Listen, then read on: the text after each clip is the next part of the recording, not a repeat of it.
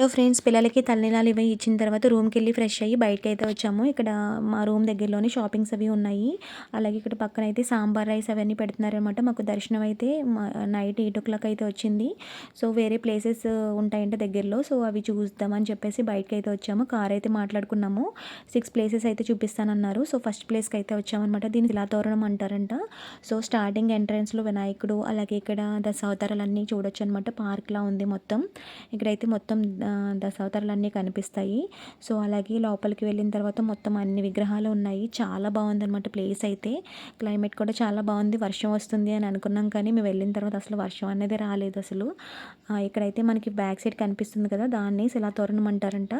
So, ఇక్కడ ఇంకొక place కూడా ఉంది, చక్ర తీర్థమును దర్శించండి అని. ఇక్కడ వాటర్ ఫాల్స్ అవి ఉన్నాయన్నమాట. సో, ఈ వాటరు తల మీద చల్లుకుంటే చాలా మంచిదంట.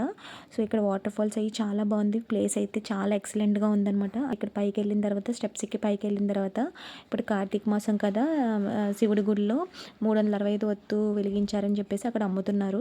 సో, ఇక్కడైతే శివుడి టెంపుల్ ఉందన్నమాట. ఇక్కడ సుదర్శన చక్రం ఫస్ట్ దర్శనం చేసుకుని తర్వాత శివయ్యకి అయితే దర్శనం చేసుకున్నాం అనమాట. మంచిగా చాలా బాగా అనిపించింది. చాలా బాగుందన్నమాట ప్లేస్ అయితే. తప్పకుండా వెళ్ళాల్సిన ప్లేస్ ఇది. వీడియో నచ్చితే కనుక like, share and subscribe. Please comment, follow for more.